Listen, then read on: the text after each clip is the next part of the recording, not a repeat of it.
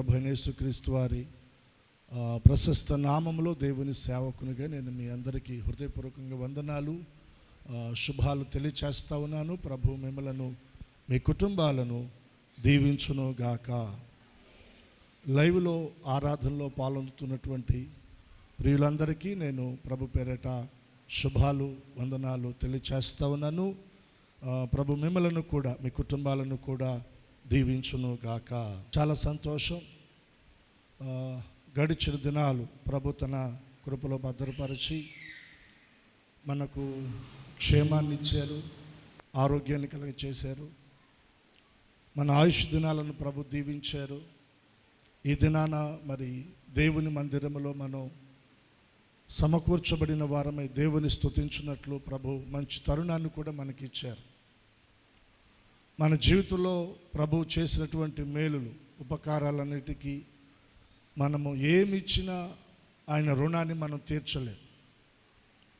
భక్తుడు అంటాడు, వేలాది నదులంత విస్తారమైన తైలము నీకు ఇస్తే నా రుణము తీరుతుందా? గర్భఫలమైన నా జ్యేష్ఠ కుమారుని ఒకవేళ సేవ కొరకు అర్పిస్తే నా రుణము తీరుతుందా? ఏవి ఇచ్చినా కూడా నా రుణము తీరదు. ఆయన రుణాన్ని మనం తీర్చలేం. మనం చేయగలిగింది ఒక్కటే, మన బ్రతుకు దినాలలో కృతజ్ఞత కలిగి ఆయన సన్నిధిలో మనం జీవించటమే. దానికి మించి మనం ఏమి ఇచ్చి కూడా ఆయన రుణాన్ని మనం తీర్చలేం. దేవునికి స్తోత్ర చెప్దామా? హల్లెలూయా. ఈ ఉదయకాల సమయంలో కొద్ది నిమిషాలు మనం శ్రద్ధగా దేవుని మాటలు వినడానికి మనం ప్రార్థనాపూర్వకంగా దేవుని మందిరములో మనం సిద్ధపడదాం. పెద్దవారు ప్రతి ఒక్కరు కూడా చక్కగా మీరు దేవుని మందిరములో దేవుని మాటలు వినడానికి ప్రార్థనాపూర్వకంగా మీరు సిద్ధపడాలి. చిన్నపిల్లలు కలిగినటువంటి పెద్దవారు వారిని మీకు దగ్గరగా పెట్టుకొని వారి ద్వారా ఏ విధమైనటువంటి అభ్యంతరము దేవుని మాటలు వింటున్న మన ప్రక్క వారికి అభ్యంతరము కలగకుండునట్లుగా కాస్తంత జాగ్రత్త పడదాం. ఈ సమయంలో దేవుని వాక్యాన్ని మనం చదువుకుందాం. రోమా పత్రిక 12వ అధ్యాయం 11వ వచన భాగం. అందరూ కూడా బైబిల్ తెరిచి చూడండి. రోమా పత్రిక 12వ అధ్యాయం 11వ వచన భాగం. చదవగలిగిన వారు ఎవరైనా మేము చదువుతామంటే ఒకరు మీరు చదివేదానికి ప్రయత్నం చేయండి.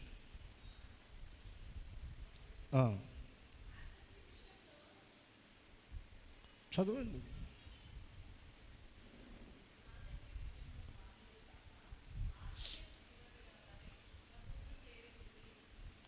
ఈ వచ్చిన భాగంలో ఉన్న మాటలను ప్రభు మన వినికిడిలో దీవించును గాక. నేను చదువుతాను, నాతో పాటు మీరు ఈ మాటలు చెప్పండి. ఆసక్తి విషయములో మాంద్యులు కాక ఆత్మయందు తీవ్రత గలవారై ప్రభువును సేవించుడి. ఈ వచ్చిన భాగంలో ఉన్న మాటలు మన హృదయాలలో ప్రభు ముద్రించును గాక. దైవజనుడైన పౌలు గారు రోమా సంఘమునకు తెలియచేస్తున్న విషయం, ఈ వచనము ద్వారా తెలియచేస్తున్న విషయం ఏంటంటే, ఆసక్తి విషయములో మాంద్యులు కాక ఆత్మయందు తీవ్రత గలవారై ప్రభువును సేవించుడి. ఆత్మయందు తీవ్రత గలవారై ప్రభువును సేవించండి. మనం ప్రభువును సేవించాలి. ఎలా సేవించాలి? ఆత్మలో తీవ్రత గలవారై మనం ప్రభువును సేవించాలి. ఆసక్తి విషయంలో మీరు మాంద్యులు కాక, ఆసక్తి విషయంలో మీరు మాంద్యులు కాక, ఆత్మయందు తీవ్రత కలిగినటువంటి వారై ప్రభువును మీరు సేవించండి. ప్రభువును ఆరాధించే విషయంలో, ప్రభువును స్తుతించే విషయంలో, ప్రార్థించే విషయంలో, పరిచర్య చేసే విషయంలో, మందిరానికి వెళ్ళే విషయంలో మన ఆత్మలో ఒక తీవ్రత, ఒక మంట, ఒక ఉజ్జీవం కలిగిన వారమై మనం ప్రభువును సేవించాలి. ఆ మాటలో ఉన్న ఆంతర్యం ఏంటంటే, నులివెచ్చని స్థితి కలిగిన వారుగా మీరు ఉండొద్దు, ఆత్మయందు చల్లారిపోయిన వారుగా మీరు ఉండొద్దు. ఏదో జీవించుచున్నామన్న పేరు మాత్రం ఉంది అన్నట్టు కాదు. ఇంకా మనకు అర్థం కావాలంటే, నామకార్థ స్థితిలో మీరు ప్రభువును సేవించొద్దు. మీరు ప్రభువును సేవించాలి. ఎలా సేవించాలి? మీ ఆత్మలో మీరు తీవ్రత కలిగిన వారై ప్రభువును మీరు సేవించాలి. దేవుని కొరకు మీరు ఒక మంట కలిగి ఉండాలి, ఒక తృష్ణ కలిగి ఉండాలి, ఒక వైరాగ్యము కలిగి ఉండాలి. అటువంటి తీవ్రత కలిగినటువంటి వారై మీరు ప్రభువును సేవించండి. ప్రకటన గ్రంథంలో కూడా ప్రభు అదే తెలియచేశారు. మీరు ఉంటే వెచ్చగానైనా ఉండండి, లేదా చల్లగానైనా ఉండండి. నులివెచ్చగా మీరు ఉండొద్దు. నులివెచ్చగా ఉండొద్దు, చల్లారిపోయిన వారుగా మీరు ఉండొద్దు. దేవుని కొరకు మీరు మండుతూ ప్రకాశించే దీపాలుగా, దేవుని మీరు సేవించేవారుగా ఉండాలనేది దైవజనుని యొక్క మాటలో ఉన్నటువంటి ఉద్దేశం. ఈ అంత్య దినాల్లో, ఈ కడవరి దినాల్లో, ఈ అపాయకరమైనటువంటి ప్రమాదకరమైనటువంటి దినాలలో భక్తి చల్లారిపోతూ ఉంది, ఆత్మలో తీవ్రత తగ్గిపోతూ ఉంది. ప్రభువును సేవించే విషయంలో మనం మాంద్యులంగా మారిపోతూ ఉన్నాం, బద్ధకస్తులంగా, లేదంటే సోమరితనం కనబడుతూ ఉందండి. వీటన్నిటిని విడిచిపెట్టిన వారమై, ఆత్మలో ఒక తీవ్రత కలిగిన వారమై మనం ప్రభువును సేవించడానికి ఒక తీర్మానంతో ప్రభువును మనం వెంబడించుదుము గాక. రెండు చేతుల దేవునికి బిగ్గరగా స్తోత్రం చెల్లిద్దాం. బిగ్గరగా చెప్దామా? హల్లెలూయా. దేవుని కొరకు అవసరమైతే కష్టపడే వారంగా, శ్రమను ఓర్చేవారంగా, దేవుని కొరకు నింద అవమానాన్ని భరించేవారంగా, దేవుని కొరకు మనం అవసరమైతే ప్రాణార్పణంగా పోయబడేటువంటి వారంగా మనం అటువంటి లోతైన ఆ భక్తి, ఆ తీవ్రత కలిగిన వారమై మనం ప్రభువును సేవించాలి. చల్లారిపోయిన స్థితి మనలో కనబడకుండా ఉండునుగాక. నులివెచ్చని స్థితి మనల్ని విడిచిపెట్టి పోవునుగాక. దేవుని కొరకు ఒక తీవ్రత కలిగిన వారమై ప్రభువును సేవించుటకు అడుగులు ముందుకు వేయుదుముగాక. ఈ వచ్చిన భాగంలో నేను ఈ రోజున మీకు ఈ ఉదయకాలపు ఆరాధనలో ప్రధానంగా నేను మీకు జ్ఞాపకం చేయాలనుకున్నటువంటి మాట ఏంటంటే, ఆసక్తి విషయంలో మాంద్యులు కాక. ఆసక్తి, నాతో కలిసి మీరందరూ ఈ మాట చెప్పండి. ఆసక్తి. ఇంకొకసారి ఆసక్తి. ఇంకొకసారి ఆసక్తి. ఏ విషయాల్లో మనం ఆసక్తి కలిగి ఉండాలి? శరీర సంబంధమైన విషయాల్లో చాలామంది ఆసక్తిని చూపుతూ ఉన్నారు. ప్రకృతి సంబంధమైన విషయాల్లో చాలామంది ఆసక్తిని చూపుతూ ఉన్నారు. శరీర సంబంధమైనవి ఏవి కూడా శాశ్వతం కాదు, లోక సంబంధమైనవి కూడా ఏవి శాశ్వతమైనవి కావండి. దేవుని వాక్యం అంటా ఉంది, లోకము దాని ఆశలు గతించును, దేవుని చిత్తము చేయువాడు నిరంతరము నిలుచును. లోకములో ఏముంది?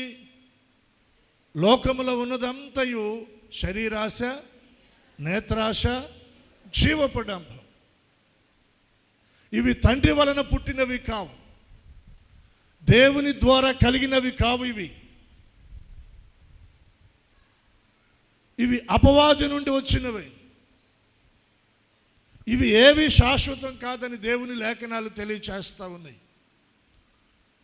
శరీర సంబంధమైన వాటి మీద, లోక సంబంధమైనటువంటి వాటి మీద మనం ఆసక్తిని చూపక, దైవ సంబంధమైనటువంటి వాటి విషయాల్లో మనము ఆసక్తిని చూపుతూ ఆత్మయందు తీవ్రత కలిగిన వారమై మనం ప్రభువును సేవించగలిగితే, దేవుని సన్నిధిలో ఆయన ఎదుట ఉన్నతమైన దీవెన ఆశీర్వాదాలను, ఉన్నతమైన బహుమానాలను మనం పొందగలమండి.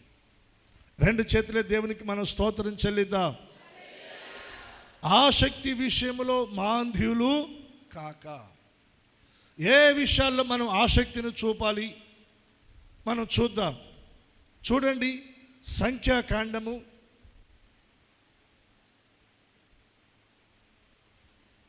25వ అధ్యాయం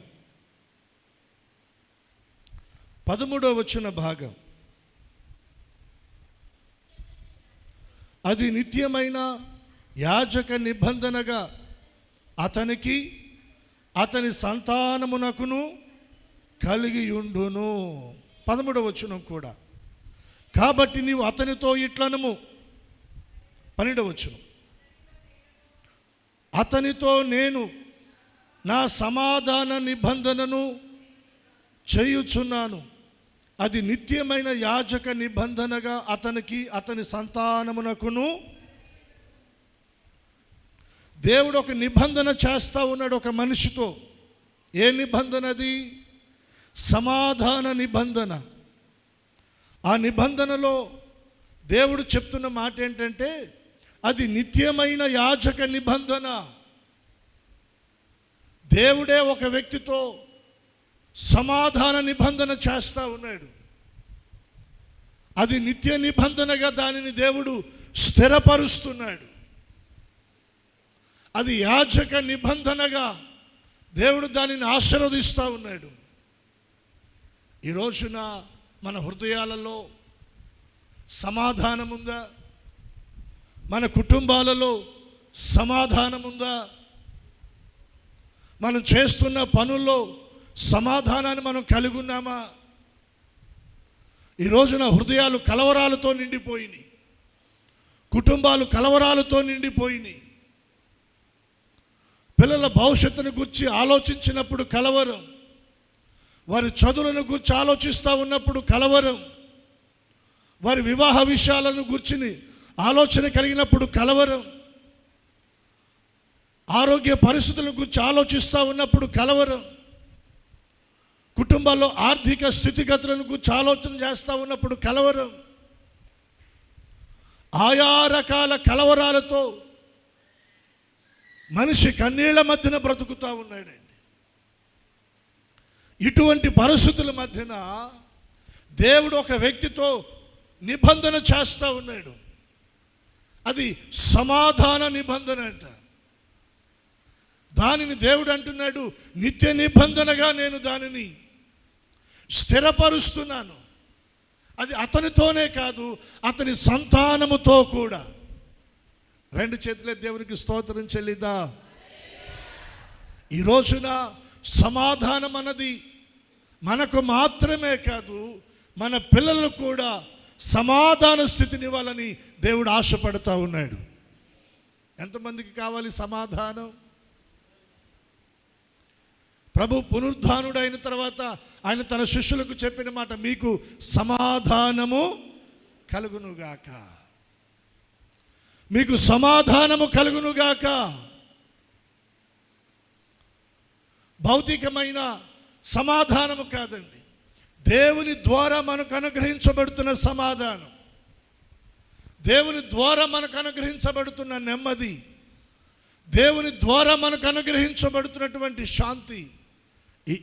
ఈ ఉదయకాలపు ఆరాధనలో మనమందరము పొందుదుముగాక. ఎవరిని గూర్చి ఈ మాట దేవుడు చెప్తా ఉన్నాడు? ఫినెహాసును గూర్చి ఈ మాట చెప్తా ఉన్నాడు.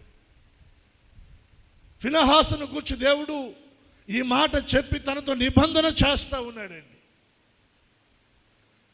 ఎందుకు ఇంత బలంగా తనతో దేవుడు నిబంధన చేస్తూ ఉన్నాడంటే, ఆ 13వ వచనంలో 2వ భాగంలో ఫినెహాసును గూర్చి దేవుడు మాట్లాడుతున్న మాట, అతడు తన దేవుని విషయమందు ఆసక్తి గలవాడై ఇశ్రాయేలుల నిమిత్తము ప్రాయశ్చిత్తము చేసెను. అందరం ఒకసారి చప్పట్లు కొట్టి దేవుని నామాన్ని గణపరుద్దాం.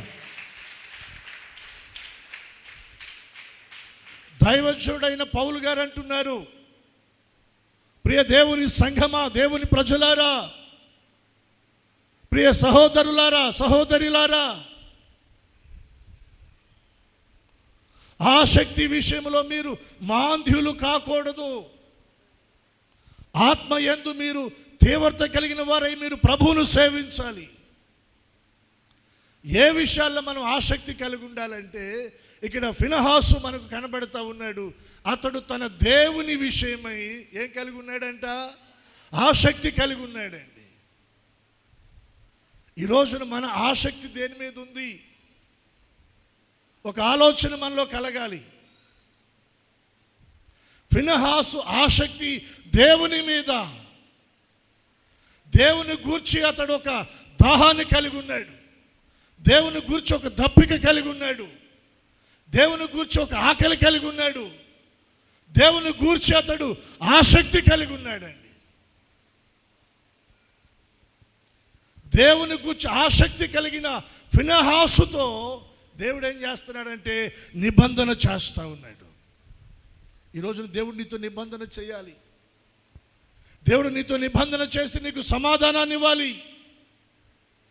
దేవుడు నీతో నిబంధన చేసి నీ కుటుంబాన్ని దేవుడు ఆశీర్వదించాలి. ఆ ఆశీర్వాదాన్ని నీ కుటుంబంలో దేవుడు స్థిరపరచాలి. అలా దేవుడు నిన్ను, నీ కుటుంబాన్ని, నీ సంతానమును దేవుడు ఆస్వాదించాలి అంటే నువ్వు దేవుని ఎడల ఆసక్తి కలిగి ఉండాలి. ఏంటి ఇతడు దేవుని ఎడల కలిగి ఉన్న ఆసక్తి? అక్కడ వ్రాయబడినటువంటి మాట ఏంటో తెలుసా? దేవుడు ఓరవలేని దానిని ఫినెహాసు కూడా ఓరవలేకపోయాడంట. అర్థమైంది మీకు ఈ మాట? మీరు చాలా జాగ్రత్తగా ఈ మాటలు మీరు ఆలకించి మీ హృదయంలో మీరు వాటిని నెమరవేయగలిగితే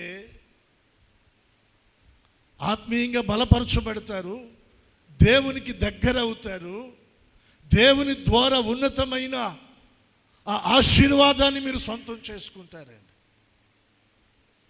దేవుడు ఓరవలేని దానిని ఫినెహాసు ఓరవలేకపోయాడంట. చూస్తారా మాట మీరు?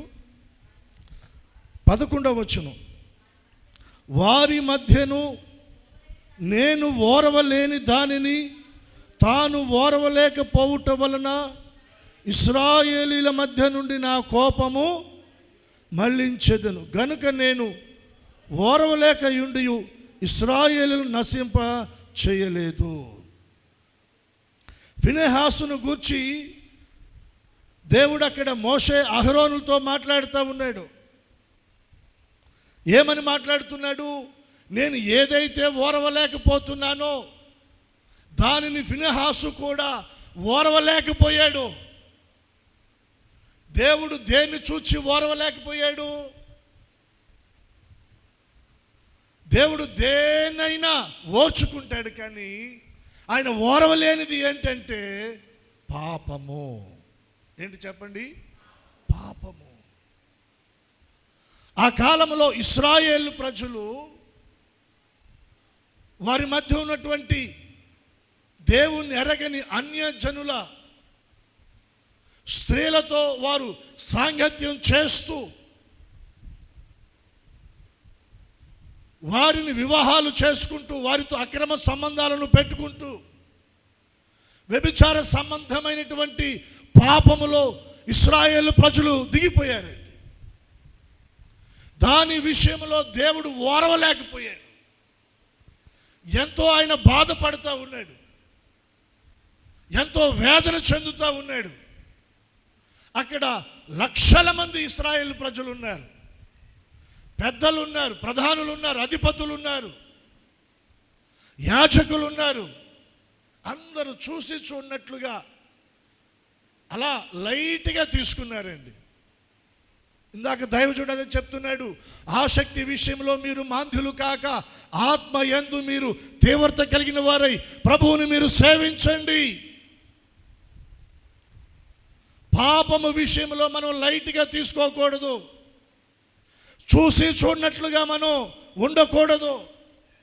దాన్ని మనం ఖండించాలి, దానిలో నుండి మనం ప్రక్కకు రావాలి, దాన్ని మనం విసర్జించాలి. అది చిన్నదైనా పెద్దదైనా. మన వాళ్ళు ఒక మాట అంటారు, చిన్న పాము అయినా దేంతో కొట్టాలంట? ఎందుకని? అది ప్రమాదకరమైంది. అవునా కదా? పాము చిన్నదైనా పెద్దదైనా అది విషపూరితమైనటువంటిది, అది ప్రమాదకరమైనది, అది నీ ప్రాణాన్ని తీస్తుంది. పాపం కూడా అంతేనండి. హెబ్రీ పత్రిక 12వ అధ్యాయంలో దైవజనుడు అదే అంటున్నాడు, సులువుగా చిక్కులు పెట్టు పాపం. చిన్న చిన్నవే ఈరోజు నీ కంటికి కనబడచ్చు, నీ చెవికి వినబడచ్చు, నీ ఎదుట ఉండొచ్చు. చిన్న చిన్నవే కదని నువ్వు లైట్గా తీసుకుంటే అవి ఒక రోజున నీ జీవితాన్ని ప్రమాదపు అంచులోనికి తీసుకొని వెళ్ళిపోతాయండి. దేవుని సేవకునిగా దేవుని మాటలుగా చెప్తా ఉన్నాను నేను.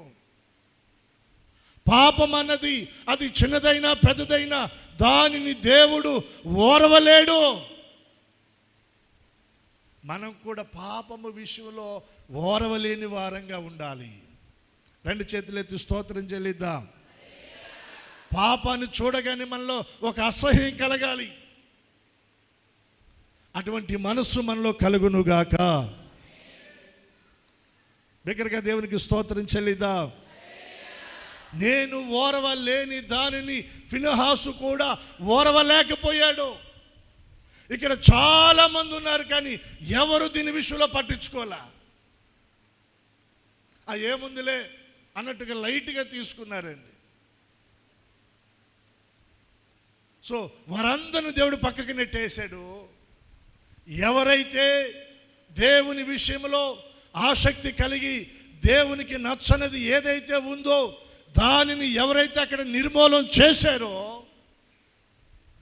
ఎవరైతే ఆ పాపాన్ని చంపేశారో వారి విషయంలో దేవుడు నిబంధన చేస్తూ ఉన్నాడు. ఈ రోజున దేవుడు నీతో నిబంధన చేసి దానిని స్థిరపరిచి నిన్ను ఆశీర్వదించున్నట్లుగా, నీ కుటుంబానికి సమాధానాన్ని కలగచేయనట్లుగా, నీకు స్వస్థతను క్షేమాన్ని దేవుడు అనుగ్రహించున్నట్లుగా, దేవుడు ఓర్వలేని దాన్ని నీవు కూడా ఓర్వలేని వ్యక్తిగా దేవుని ఎడల అటువంటి ఆసక్తిని నీవు కనపరచాలి. అటువంటి ఆసక్తిని నీవు కనపరచాలి. దేవునికి స్తోత్రం చెప్దామా? హల్లెలూయా. తన దేవుని విషయమందు ఆసక్తి కలిగిన వాడై ఇశ్రాయేలు నిమిత్తము ఏం చేశాడంట?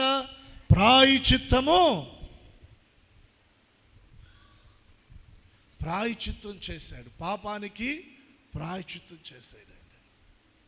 అప్పుడే దేవుని కోపం ఆగింది. దేవుడు తన కోపాన్ని అణుచుకున్నాడు. ఇశ్రాయేలు ప్రజలను ఆయన నాశనం చేయాలనుకున్నాడు, కానీ అలా చేయకుండా ఆయన ప్రక్కకు మళ్ళుకున్నాడంట. దానికి కారకులు ఎవరంటే ఫినెహాస్. ఎవరు చెప్పండి? ఫినెహాస్. దేవుడు ఏదైతే ఓర్వలేక ఉన్నాడో దాన్ని తాను కూడా ఓర్వలేని వాడై తన దేవుని పట్ల ఆసక్తిని చూపెట్టాడు. దేవుని పట్ల మనం ఆసక్తి కలిగి ఉండటం అంటే ఏంటి? దేవునికి ఏది నచ్చదో మనకు కూడా అది నచ్చకూడదు. దేవునికి ఏది నచ్చుతుందో అదే మనకు కూడా నచ్చాలి. అర్థమైందా? దేవుడు దేన్ని ఇష్టపడుతున్నాడో దాన్నే మనం కూడా ఇష్టపడాలి. దేవుడు దేనిని ఇష్టపడటం లేదో దాన్ని మనం కూడా ఇష్టపడకూడదు. దేవుడు వద్దన్న దాన్ని మనం వద్దు అనాలి. దేవుడు కాదు అన్నదాన్ని మనం కూడా కాదు అనాలి. దేవుడు అవును అన్నదాన్ని మనం కూడా అవుననాలి. రెండు చేతులే దేవునికి స్తోత్రం చెల్లిద్దాం. బిగ్గరగా చెప్దామా హల్లెలూయా. అదే దేవుని పట్ల మనము ఆసక్తిని చూపటం. అతడు తన దేవుని ఎడల ఏం కలిగి ఉన్నాడు చెప్పండి? ఆసక్తిని కలిగి ఉన్నాడు.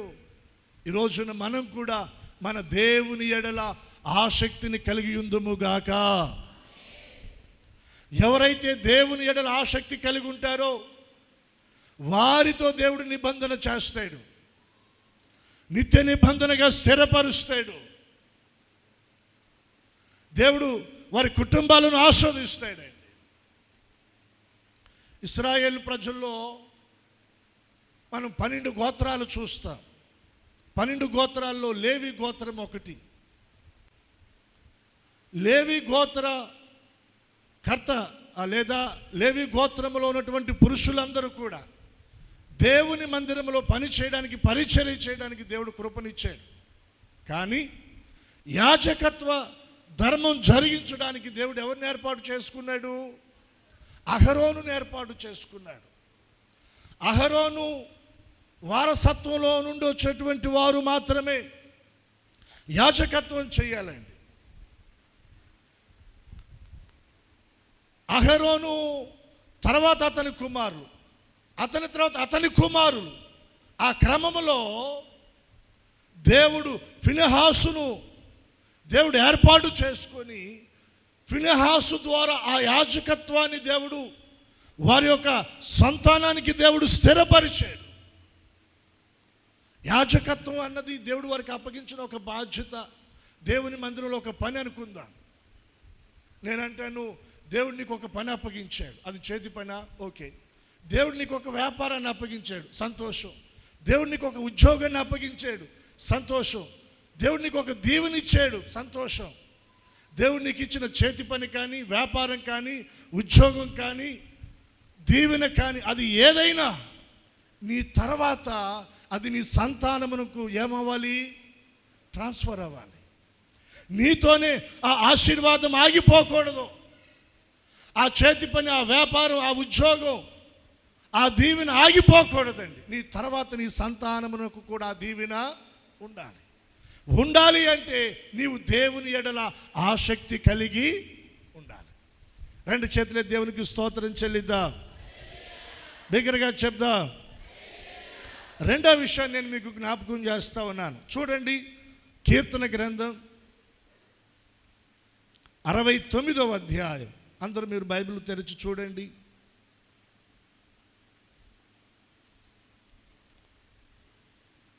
69వ అధ్యాయం 9వ వచనం.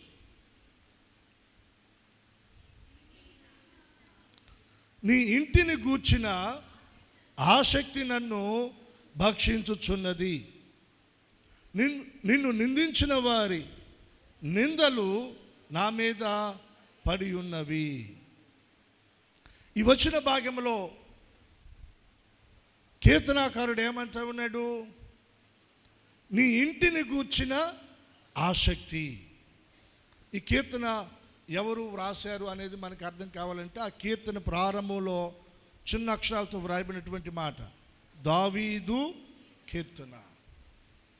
ఈ వచ్చిన భాగంలో ఉన్నటువంటి మాటలు దావీదు ఏదో మామూలుగా సాధారణంగా పలికిన మాటలు కాదండి.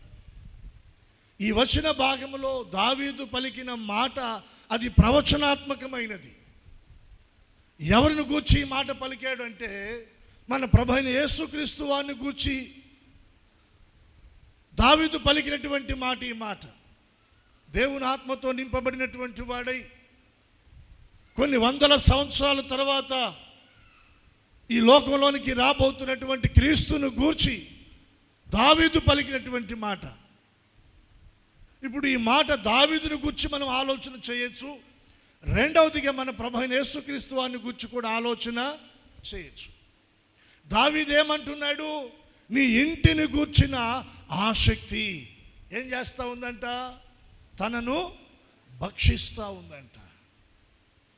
ఆసక్తి దావీదును భక్షిస్తూ ఉంది. భక్షించడం అంటే నిద్ర లేకుండా చేస్తూ ఉంది, ఆకలి లేకుండా చేస్తూ ఉంది, దప్పిక లేకుండా చేస్తూ ఉంది. కూర్చోలేకపోతున్నాడు, నిలవలేకపోతున్నాడు. ఒకటే ఆలోచన, ఒకటే ధ్యాస. ఏంటది? దేవుని మందిరాన్ని గూర్చి. దేని గూర్చి?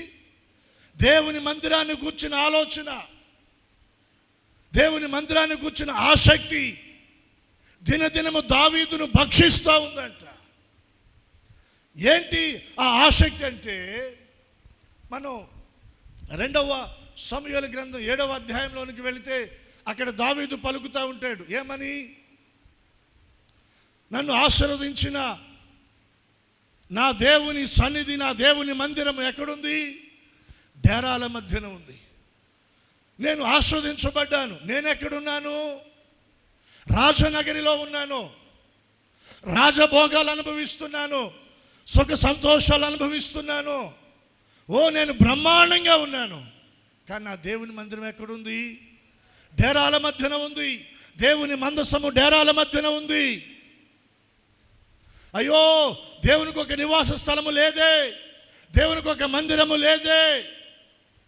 నేను దేవునికి ఒక నివాస స్థలాన్ని చూడాలి, నా దేవునికి ఒక మందిరాన్ని నేను కట్టాలి అన్న ఆసక్తి దావీదును ఏం చేస్తూ ఉందంటే భక్షిస్తూ ఉంది. 132వ కీర్తనలో దీని గురించే దావీదు భక్తుడు కొన్ని మాటలు పలికాడండి.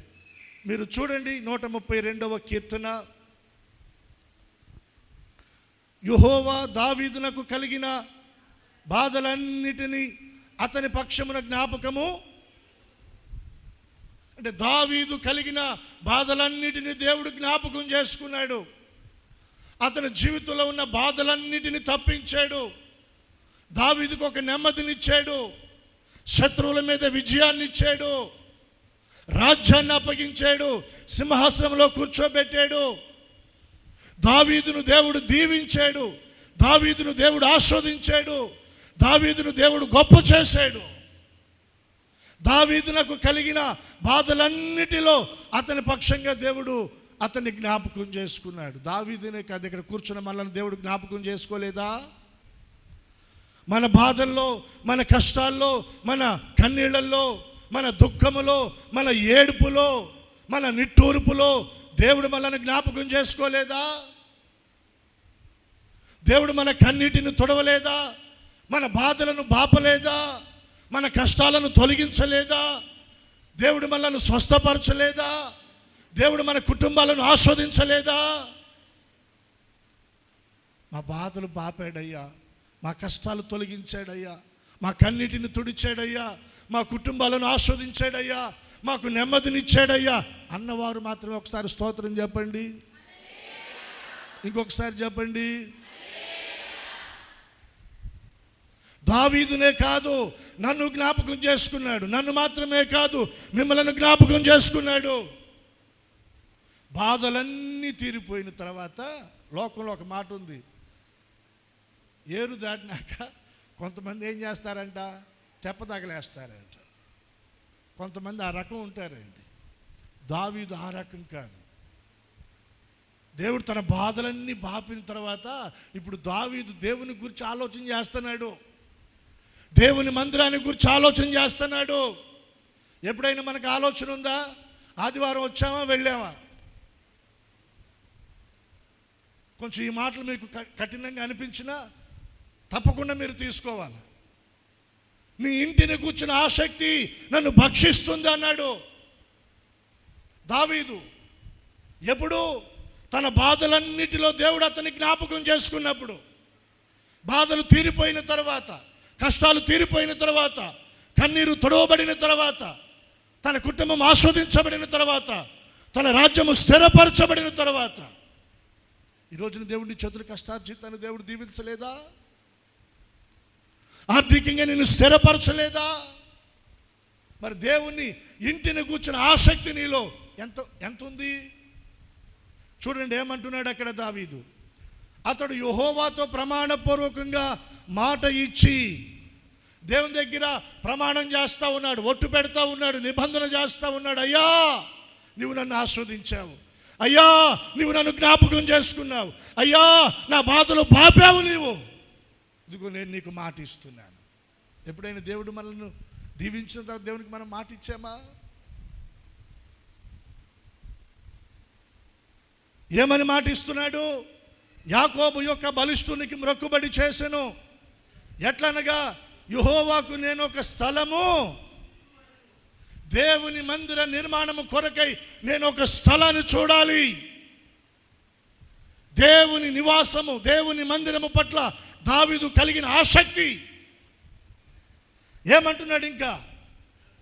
యాకోబు యొక్క బలిష్ఠునికి ఒక నివాస స్థలమును నేను చూచు వరకు నా నివాస స్థానమైన గుడారములో నేను పరుండు మంచం మీదకి ఎక్కను, నా కనులకు నిద్ర రానియను, నా కనురెప్పలకు.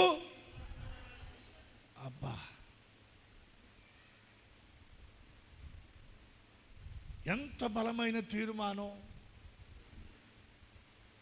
ఎంత ఒట్టు పెట్టి దేవుని దగ్గర చెప్తున్నాడు ఈ మాటలు. దేవుని మందిర నిర్మాణం కొరకు ఒక స్థలాన్ని నేను చూడాలి, అక్కడ నా దేవునికి ఒక మందిరాన్ని నేను కట్టాలి, దానికి కావలసిన వాటన్నిటిని నేను సిద్ధపరచాలి, దేవుని మందిరంలో ఏం కావాలో ఏం ఉండాలో వాటన్నిటిని నేను సమకూర్చాలి.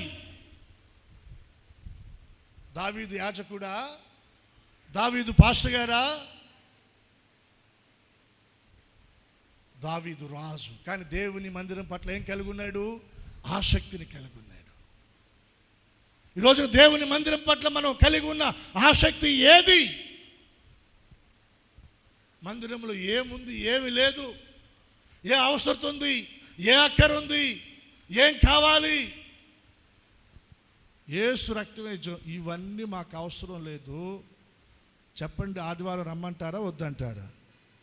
రమ్మంటే ఏదో వచ్చి కాసేపు కూర్చొని మీరు పాటలు పాడితే వింటాం, కాస్త 4 మాటలు చెబితే వింటాం, సందా వేసి పోతాం, అంతవటికి ఓకే.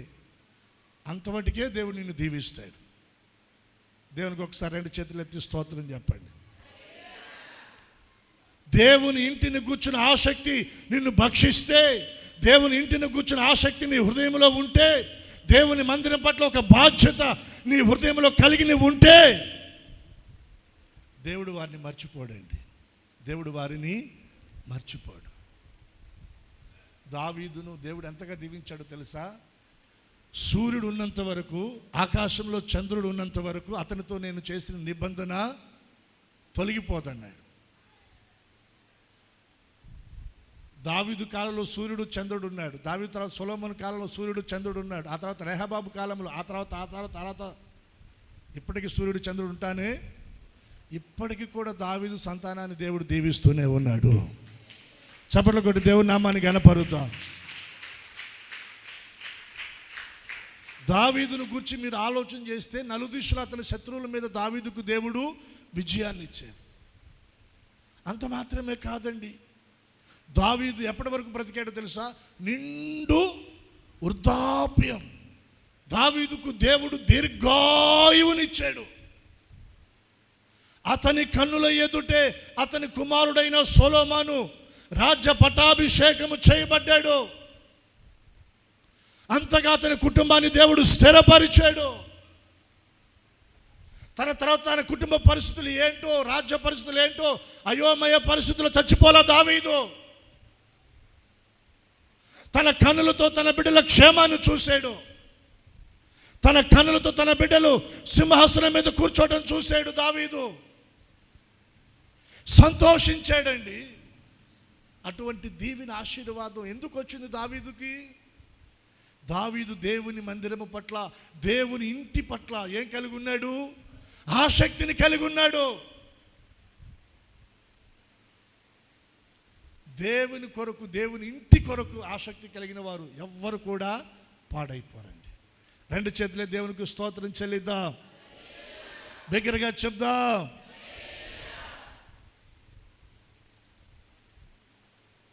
మూడో దాన్ని చెప్పేదానికి ముందు, ఈ వచనంలో మన ప్రభు అయిన యేసుక్రీస్తు వారిని గుర్చుకుంటే ఇది ప్రవచనాత్మకంగా చెప్పబడిన మాట అని చెప్పాను మీకు. ప్రభు అయిన యేసుక్రీస్తు వారు శరీరధారిగా ఉన్నప్పుడు ఒక రోజున ఆయన దేవాలయంలోనికి వచ్చాడు, దేవుని మందిరంలోనికి వచ్చాడు. అక్కడ ఏం జరుగుతుందో తెలుసా? వ్యాపారం జరుగుతుందంట.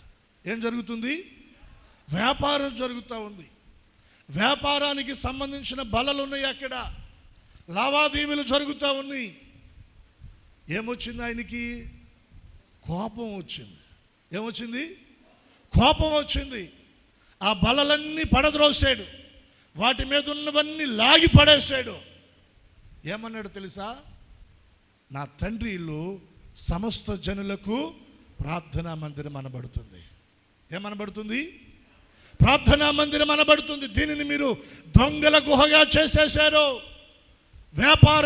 వ్యాపారపు ఇల్లుగా మీరు మార్చేశారు అని వారి మీద కోపగించుకొని వారిని గద్దించి మందిరములో నుండి వారిని వెళ్ళగొట్టాడు. వ్యాపారం, మందిరంలో జరుగుతున్న వ్యాపారాన్ని యేసయ్య సహించలేకపోయాడు. క్రయ విక్రయాలను ఆయన సహించలేకపోయాడు. మందిరములో ఏదైనా తప్పు జరుగుతుంటే, పొరపాటు జరుగుతుంటే, జరగకూడనివి జరుగుతూ ఉంటే ఏదో మందిరానికి వచ్చాం వెళ్ళామన్నట్టు ఉండకూడదండి. దాన్ని మనం ఖండించే వారంగా, గద్దించే వారంగా ఉండాలి, సరిచేసే వారంగా ఉండాలి, సరిదిద్దే వారంగా ఉండాలి మనం. అదే తండ్రి ఇంటి మీద ఆసక్తి కలిగి ఉండటం. రెండు చేతులే దేవునికి మనం స్తోత్రం చెల్లిద్దాం. దగ్గరగా చెప్దామా? హల్లెలూయా. మూడవది నేను మీకు జ్ఞాపకం చేస్తూ ఉన్నాను. 2వ కొరింథీ పత్రిక 9వ అధ్యాయం చూడండి. 9వ అధ్యాయం 2వ వచనం.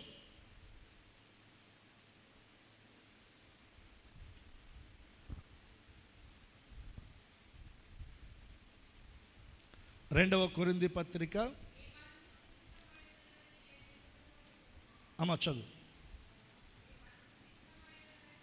మీ మనసు సిద్ధమై ఉన్నదని నేను ఎరుగుదును, అందువలన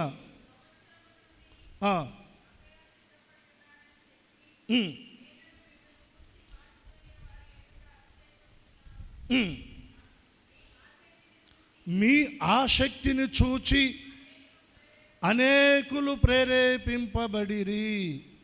మీ ఆసక్తిని చూచి అనేకులు ప్రేరేపింపబడిరి. కొరింథీ సంఘాన్ని గూర్చి దైవజనుడు ఇక్కడ మాట్లాడుతూ ఉన్నాడు. ఏ విషయంలో మాట్లాడుతున్నాడు? ఇక్కడ వారి ఆసక్తిని ఎత్తిపట్టి మాట్లాడుతున్నాడు. వారి ఆసక్తి, మీ ఆసక్తి అనేకులను ప్రేరేపించింది. ఏ విషయంలో? మనం ఆ మొదటి వచనం కూడా మనం కంటిన్యూగా కలిపి చదివితే, పరిశుద్ధుల కొరకైన ఈ పరిచర్యను గూర్చి మీ పేరు వ్రాయుట నాకు అగత్యము లేదు, మీ మనసు సిద్ధమై ఉన్నదని నేను ఎరుగుదును.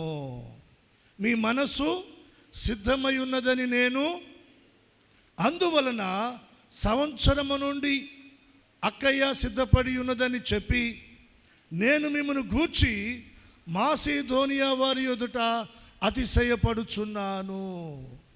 ఎప్పటి నుండి సిద్ధపడ్డారు? 1 సంవత్సరము నుండి సిద్ధపడ్డారంట. మీరు ఆ తర్వాత క్రింద వచనాలలో కూడా మీరు చదివితే వారి ఆసక్తి, వారి సిద్ధపాటు ఏమై ఉన్నదో మనకు తెలియచేయబడుతుందండి. మొదటి వచనంలో పరిశుద్ధుల కొరకైన ఈ పరిచర్యను గూర్చి మీ పేరు వ్రాయుటకు నాకు అగత్యము లేదు, మీ మనసు సిద్ధమై ఉన్నదని నేను. దేని కొరకు సిద్ధమై ఉంది వారి మనసు? దేని కొరకు వారి మనసు సిద్ధమై ఉన్నదంటే, పరిశుద్ధులు దేవుని పరిచర్య చేస్తుండగా ఆ పరిచర్యలో అక్కర అవసరత తీర్చడానికి ఆర్థికంగా వారు 1 సంవత్సర కాలము నుండి కొంత కానుకను వారు సిద్ధపరుస్తూ దాని విషయమై వారు ఆసక్తి కలిగి ఉన్నారంట. దేవుని పని కొరకు ఇదిగో మేము ఈ కానుక ఇవ్వాలి, దేవుని పరిచర్య కొరకు మేము ఈ కానుక ఇవ్వాలి, దేవుని పని కొరకు ఇదిగో మా కష్టార్జితములో నుండి దేవుడు మమ్మలను ఆశీర్వదించిన దానిలో నుండి దేవుని కొరకు మేము ఇది ఇవ్వాలి అని సిద్ధపడి ఉన్నారంట. దాని విషయంలో వారు ఎలా ఉన్నారంటే ఆసక్తిగా ఉన్నారంట. సనిగే మనసు కాదు, గొనిగే మనసు కాదు, పిసినితనముతో ఉన్న మనసు అంతకంటే కూడా కాదండి. ఆ క్రింద వచనాల్లో మీరు చదవండి, పౌలు ఏమంటాడు తెలుసా? సనుగు కొనకయు బలవంతముగా కాకయు ప్రతివాడు తన హృదయములో నిశ్చయించుకొనిన ప్రకారము ఇయ్యవలెను, దేవుడు ఉత్సాహముగా ఇచ్చువానిని మరియు అన్నిటి యందు ఎల్లప్పుడూ మీలో మీరు సర్వ సమృద్ధి గలవారై ఉత్తమమైన ప్రతి కార్యము చేయుటకు దేవుడు మీ ఎడల సమస్త విధములైన కృపను విస్తరింప చేయగలడు. చప్పట్లు కొట్టి దేవుని నామాన్ని గణపరుద్దాం.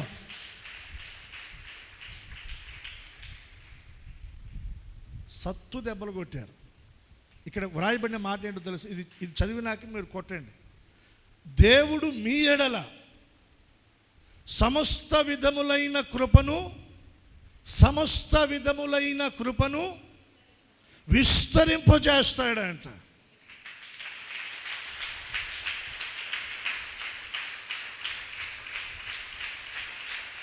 కృప పలు రకాలుగా ఉందండి.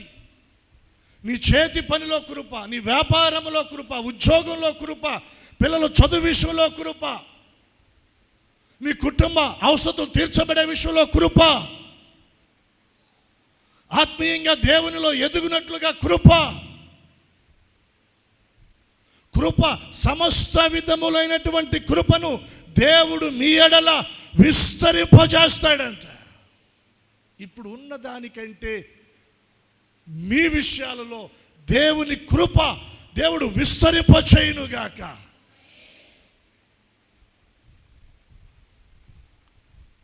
హృదయం హర్షించాలి. కృప అన్న పదం బైబిల్లో నుండి మనకు వినబడతా ఉంటుంటే మన హృదయం హర్షించాలి. రెండు చేతులెత్తి స్తోత్రం చెప్పండి. ఆ కృప విస్తరించబడతా ఉంది. ఎప్పుడు? అక్కడ వ్రాయబడిన మాట, సనుగు కొనకయు, ఎలాగా? సనుగు కొనకయు, బలవంతంగా ఇవ్వాల్సిన అవసరం. చాలామంది ఆలోచన విధానం ఎలా ఉంటుందంటే మేమిస్తేనే అన్నట్టు ఉంటుందండి. నేను చెప్తున్నాను, ఏలియాను దేవుడు కాకోలముల ద్వారా కొంతకాలం పోషించాడు. తర్వాత ఎవరి ద్వారా పోషించాడు? ఒక పేద విధవరాలు, సారేపతి గ్రామంలో ఉన్న ఒక విధవరాలు ద్వారా ఆమె ద్వారా ఏలియాను దేవుడు రాజు ద్వారా పోషించాడా? గొప్ప ధనవంతుడి ద్వారా పోషించాడా? వ్యాపారవేత్తల ద్వారా పోషించాడా? దేవుడు పోషించాలి అనుకుంటే ఆయన ఎలాగైనా పోషిస్తాడు. తన పనిని జరిగించుకోవాలంటే ఎలాగైనా ఆయన జరిగించుకుంటాడు. రాత్రి ప్రార్థన అయిపోయిన తర్వాత నేను ప్రార్థన చేసుకుంటా ప్రభు వాక్యాన్ని ఆలోచన చేస్తూ ఉన్నాను. ఒక మాట నాకు జ్ఞాపకం వచ్చింది. దాని మీద నేను మెసేజ్ ప్రిపేర్ అవుదాం అనుకున్నాను, కానీ ప్రభు మార్చేశారు. ప్రభువు గాడిద మీద యెరూషలేము వీధుల్లో ఆయన ప్రయాణం చేస్తూ ఉన్నప్పుడు ఆయన వెంబడిస్తున్న ప్రజలందరూ ఏమన్నారు? ఓసన్నా జయం, ఓసన్నా జయం, ఓసన్నా.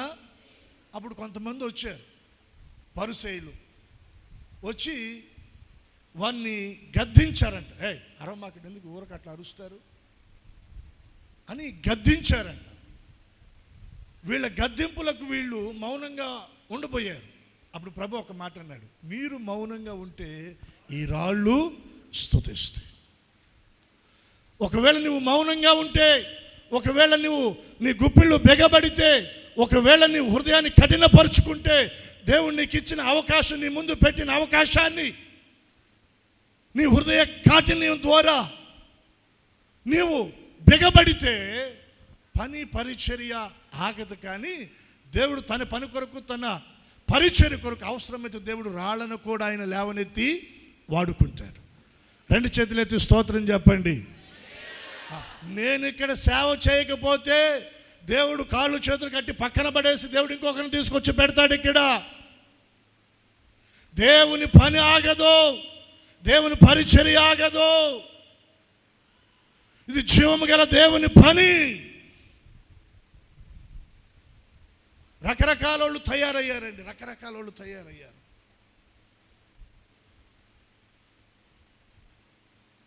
ఈ కానుకల గురించి డిస్కషన్లు సోషల్ మీడియాలో కూడా ఒక్కోసారి నాకు సమాధానం ఇవ్వాలని అనిపిస్తుంది, కానీ చిచి ఆ రొచ్చులోకి మనకి ఎందుకులే. కష్టపడకుండా ఎవరికి దేవుడు ప్రతిఫలాన్ని ఇస్తారా? మీ దగ్గరకు వచ్చి పని చేయకుండా సాయంత్రం కూర్చోబెట్టి మీరు జీతం ఇస్తారా? పని చేసిన దానికి తగిన జీతమే మీరు ఒకరోజు చేస్తే 2 రోజులు కూలిస్తారా? మీరే ఇవ్వరు, నేనే ఇవ్వను, దేవుడు ఇస్తాడా? తన పనిలో పరిచర్యలో కష్టపడితేనే దేవుడు ప్రతిఫలాన్ని ఆత్మలను ఇస్తాడు. పరిచర్య అక్కర తీర్చబడినట్లుగా ఆర్థికంగా దేవుడు దీవిస్తాడు. కష్టపడకుండా ఎవరు ఇవ్వరండి, దేవుడు కూడా ఇవ్వడు. దేవుని మహిమ కొరకు చెప్తున్నాను, నేనేదో కష్టపడ్డానని కాదు. కష్టపడకుండా ఈ పరిచర్య ఇంత దాకా రాదండి. దేవుని కొరకు మనం ఇచ్చేటప్పుడు సొనగకూడదు. రెండవది, బలవంతంగా కూడా మనం ఒత్తిడికి గురి చేయబడి మనం ఇవ్వకూడదు. అటువంటి మనస్సు మనలో ఉండకూడదు. దేవునికి ఇచ్చేటప్పుడు ఎలా ఇవ్వాలి? మనం ఉత్సాహంగా మనం ఇవ్వాలి. దేవునికి ఇచ్చేటప్పుడు సంతోషంగా మనం ఇవ్వాలి. కృతజ్ఞత కలిగిన వారమై దేవునికి మనం ఇవ్వాలి. అక్కడ దేవుని అవసరం ఉంది, పరిచర్య అవసరం ఉంది, దేవుని మందిరం అవసరం ఉంది. దానిలో నా చేతుల కష్టార్జితం ఉండాలి. అది ఉంటే నీకే ఆశీర్వాదం. హల్లెలూయా. దేవుని మందిరపు నిధిలో మన కష్టార్జితం ఉంటే అది మనకు ఆశీర్వాదం. ఉత్సాహంగా ఇచ్చు అని దేవుడు ఏం చేస్తాడంట? ప్రేమిస్తాడంట. వారి ఎడల సమస్త విధములైన కృపను ఆయన విస్తరింపజేస్తాడండి, విస్తరింపజేస్తాడు. ఇక్కడున్న సంఘము వారి ఆసక్తి ఏంటంటే దేవుని కొరకు నేను ఇవ్వాలి, దేవుని కొరకు నేను ఇవ్వాలి. సంవత్సరం నుండి సిద్ధపడ్డారంట. అబ్బా, సంవత్సరం నుండి సిద్ధపడ్డారంట. 2 చేతులు ఎత్తి స్తోత్రం చెల్లిద్దాం. చూడండి, గలతీ పత్రికలో ఒక మాట నేను మీకు జ్ఞాపకం చేసి ముగించేస్తాను.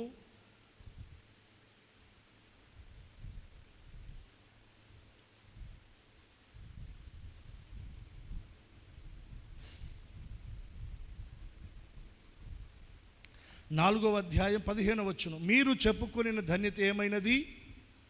సఖ్యమైతే మీ కన్నులు ఊడబీకి నాకు ఇచ్చి వేసి ఉందురని మీ పక్షమున సాక్ష్యము.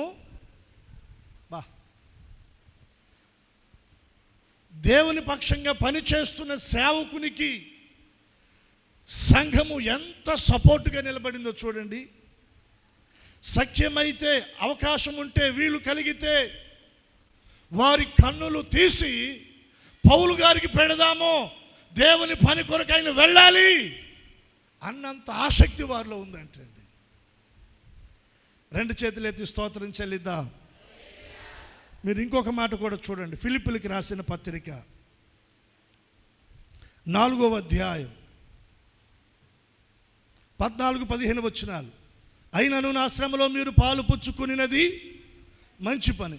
ఫిలిప్పీయులారా, సువార్తను నేను బోధింపనారంభించి మాసిదోనియాలో నుండి వచ్చినప్పుడు ఇచ్చు విషయంలోను పుచ్చుకునే విషయంలోను మీరు తప్ప మరి ఏ సంఘపు వారు నాతో పాలువారు కాలేదని మీకే తెలియను. ఏలైనగా తెస్సలోనికలో కూడా మీరే మాటి మాటికి నా అవసరము తీర్చుటకు సహాయము, నా అవసరాన్ని తీర్చడానికి, పరిచర్యలో ఉన్న అవసరాలు అక్కరలు తీర్చడానికి మీరు మాటి మాటికి వచ్చారు. ఈ మాటలు ఎందుకు జ్ఞాపకం చేస్తున్నాను? ఈవిని ఆపేక్షించి ఇలాగ చెప్పడం లేదు, మీరు మరలా కానుకిస్తారని చెప్పడం లేదు. మీ లెక్కకు విస్తారమైన ఫలములు రావాలనని ఆపేక్షించి చెప్పుచున్నాను. దైవజన్య హృదయంలో ఉన్న వాంఛ ఏంటో తెలుసా?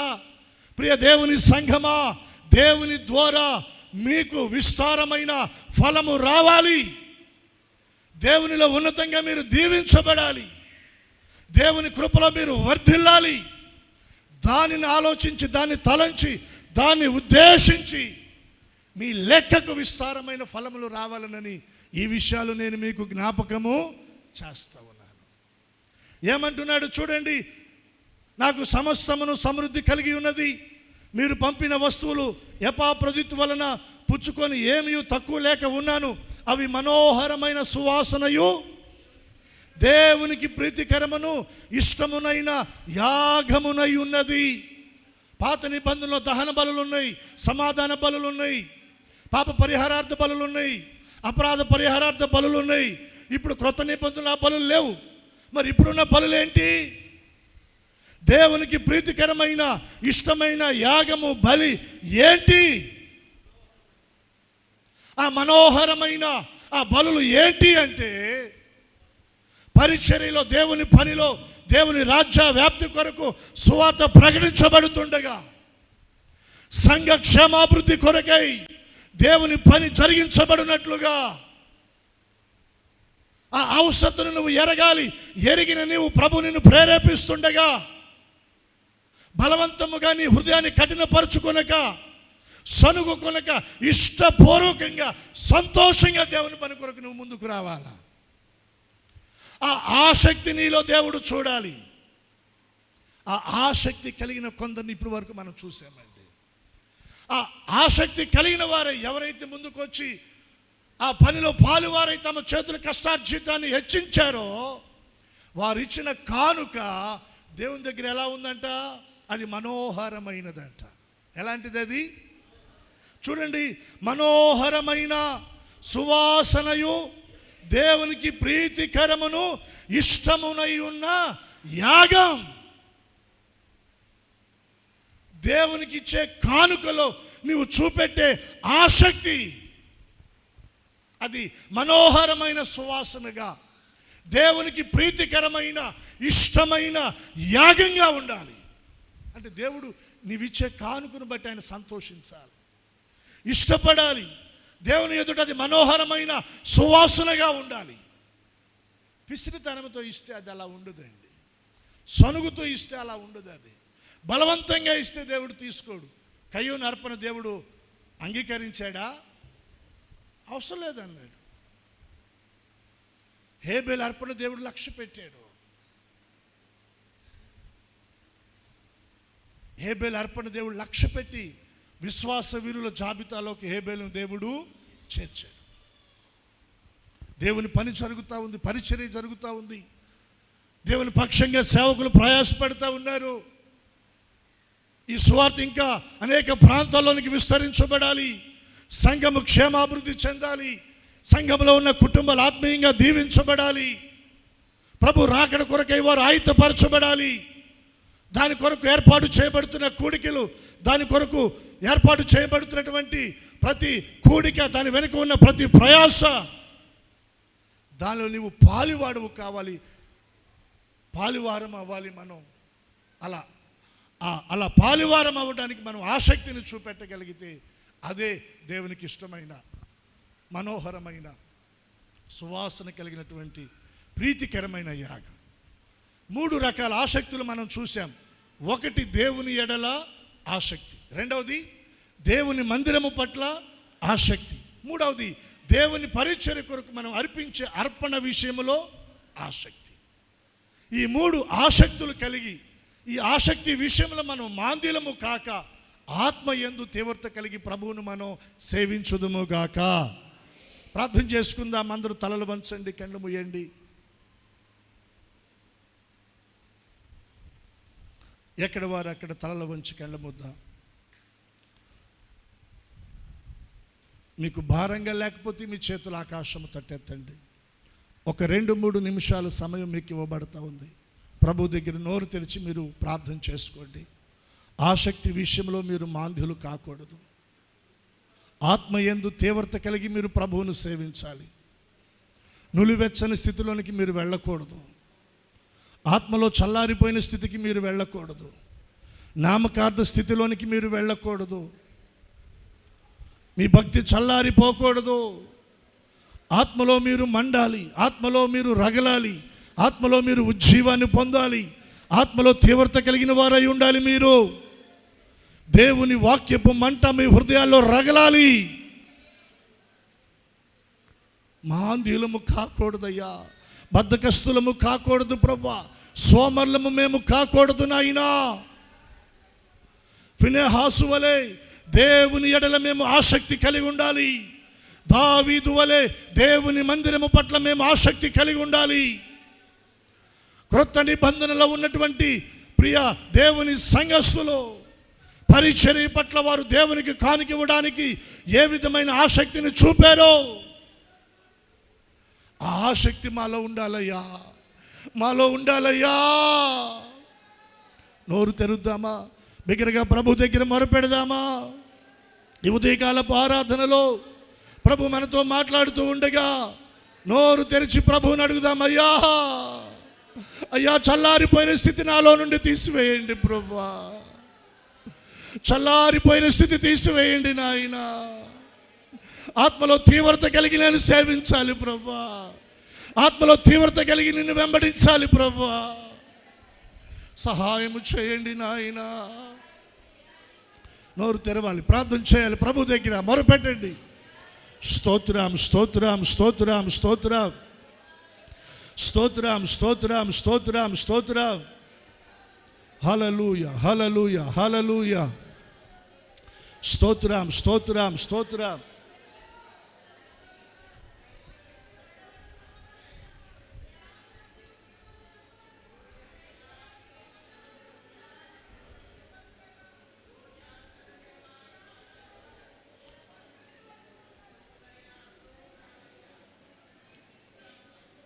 ఒక 2 నిమిషాలు ఎవరికి వారు ప్రభు పాదాలు పట్టుకొని ప్రార్థన చేసుకోండి. మీ ఆత్మీయ జీవితాలను బట్టి, కుటుంబాలను బట్టి, మీ పిల్లలను బట్టి ప్రభు దగ్గర ప్రార్థన చేసుకోండి. కన్నీరు విడవండి, కన్నీరు విడవండి ప్రభు పాదాల దగ్గర. హల్లెలూయా హల్లెలూయా. స్తోత్రం స్తోత్రం స్తోత్రం స్తోత్రం స్తోత్రం స్తోత్రం స్తోత్రం స్తోత్రం స్తోత్రం. ఆసక్తి విషయంలో మీరు మాంద్యులు కాకూడదు, ఆసక్తి విషయంలో మీరు మాంద్యులు కాకూడదు.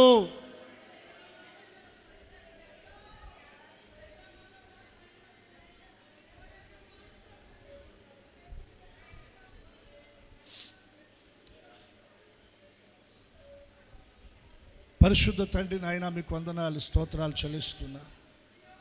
ఈ దినం మీరు మాతో మాట్లాడుతూ వచ్చిన ప్రతి మాట మా హృదయాల్లో ఫలభరితంగా చేయండి. ఆసక్తి విషయంలో మాంద్యులము కాక ఆత్మయందు తీవ్రత కలిగిన వారమై మిమ్మలను సేవించే కృప ఇవ్వండి అయ్యా. దేవుని ఎడల ఆసక్తి, దేవుని మందిరము పట్ల ఆసక్తి, దేవుని కొరకు నాయన కానుక అర్పించే విషయంలో ఆసక్తిని కలిగిన వారమై మీ సన్నిధిలో నాయన తీవ్రతతో మిమ్మల్ని సేవించే కృప అనుగ్రహించండి.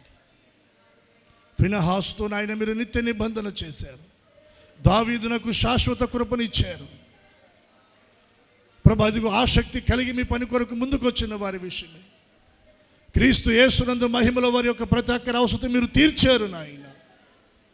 అట్టి దీవెన ఆశీర్వాదాలు ఈ దిన ఉదయకాలపు ఆరాధనలు చేరిన ప్రతి ఒక్కరి జీవితంలో, కుటుంబాల్లో మీరు అనుగ్రహించి ఆత్మయందు తీవ్రత కలిగి మిమ్మల్ని సేవించే కృప అనుగ్రహించి మహిమ పొందమని యేసు నామమును ప్రార్థించి అడుగుచున్నాము తండ్రి.